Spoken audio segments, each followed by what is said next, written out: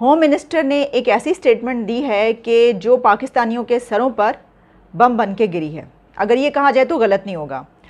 جیو اور جنگ اس کو ہیڈ لائن کے طور پر پبلش کر رہے ہیں اور خبر یہ ہے کہ تگنی کا ناچ نچانے کے باوجود آئی ایم ایف نے قرضہ نہیں دیا.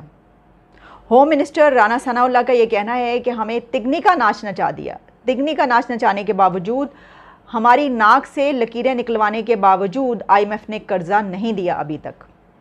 اب قرضے کی قسط کیوں نہیں ملی؟ جو فنڈز ہمیں ملنے تھے وہ کیوں نہیں ملے؟ کچھ دن پہلے اگر آپ کو یاد ہو تو مفتاح اسماعیل فائنانس منسٹر نے یہ کہا تھا کہ اب پاکستان ڈیفالٹ ہونے کے خطرے سے نکل چکا ہے. اس خطرے سے ہم باہر آ گئے ہیں اور اس کی وجہ یہ ہے کہ آئی ایم ایف کے پلان وہ فائنل ہو گیا ہے اور وہ اپروو ہو گیا ہے.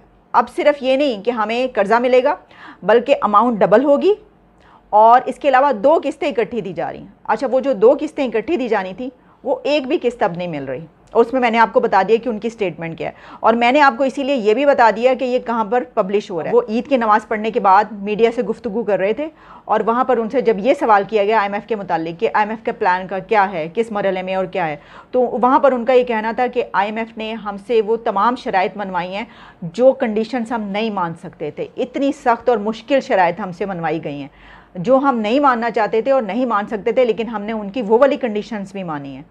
تو تگنی کا ناچ بھی نچا دیا اور ناک سے لکیریں بھی نکلوا دیں، لیکن ابھی تک انہوں نے ہمیں قرضہ نہیں دیا. تو کیا آئی ایم ایف کا پلان ہمیں نہیں مل رہا؟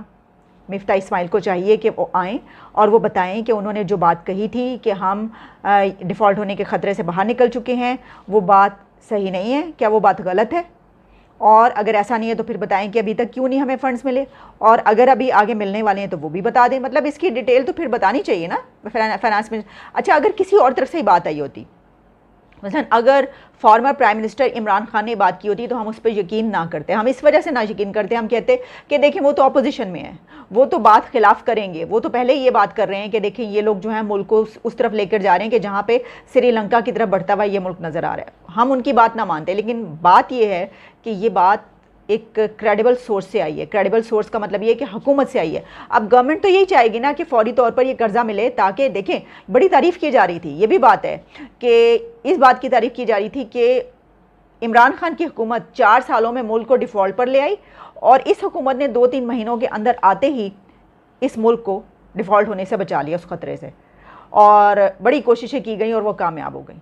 اب عمران خان یہ سنتے ہی وہ تو اچھل کے اٹھ کھڑے ہوئے ہوں گے اور انہوں نے کہا ہوگا کہ بس اب ان کے پیچھے پڑ جاؤ اور ایک کو نئی موومنٹ کا آغاز ہوگا کہ دیکھیں انہوں نے پاکستان کو سری لنکا کی طرف لے جا رہے ہیں، پہنچ چکے ہیں. کیونکہ اسی کے ساتھ شاہ محمود قریشی ہیں، ان کی سٹیٹمنٹ بھی آ گئی ہے اور انہوں نے یہ کہا ہے کہ اللہ نہ کرے کہ ایسا ہو، لیکن ہم سری لنکا کے حالات کی طرف جا رہے ہیں. شاہ محمود قریشی صاحب نے آج خبردار کیا ہے کہ حالات سری لنکا جیسے ہوں گے.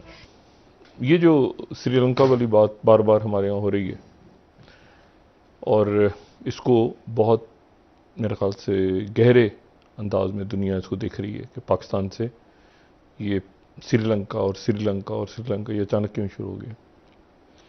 اللہ نہ کرے کہ کبھی ایسی صورتحال پاکستان میں بنے. لیکن مجھے آج کسی نے باہر سے ہی بتایا کہ جو سائبر ڈومین ہے پاکستان کا، اس میں بات چل رہی ہے کہ جی ہم سے تو سری لنکا کے لوگ ہی اچھے ہیں، ٹھیک ہے، جنہوں نے غیرت کا مظاہرہ کیا. اس طرح کی باتیں بہت مانیٹر ہو رہی ہیں چیزیں اور وہ دیکھا جا رہا ہے سارا. میں آپ کو صرف یہ بتاؤں کہ 2-4 باتیں سیاست میں. ایک تو یہ کہ ذرا ہم دیکھ لیتے ہیں کہ نا اس وقت کہاں پہ ملک کھڑا ہوا ہے. آئی ایم ایف کے ساتھ معاملات طے نہیں ہو رہے. میں بار بار یہ بات دہراتا ہوں زور دے کے. آئی ایم ایف نے ڈو مور کے مطالبے رکھے ہوئے ہیں اور ان کے ساتھ ہمارا جو انیشیل ایگریمنٹ ہونا تھا، انیشیل جو کہ ابھی تک اس پہ انہوں نے کنڈیشنز ڈالی ہوئی ہیں کہ جی آپ نے گیس کا بل نہیں بڑھایا. حکومت کہہ رہی ہے کہ جی بجلی گیس کی ہم 17 تاریخ گزر جائے اس کے بعد ایک دم بڑھا دیں گے. ان کی طرف سے اچھا جی آپ مطلب وہ بہت سی باتیں جو ان سے آخری ملاقاتوں میں بھی کمٹمنٹس کی گئی تھیں وہ بھی نہیں پوری ہوئیں.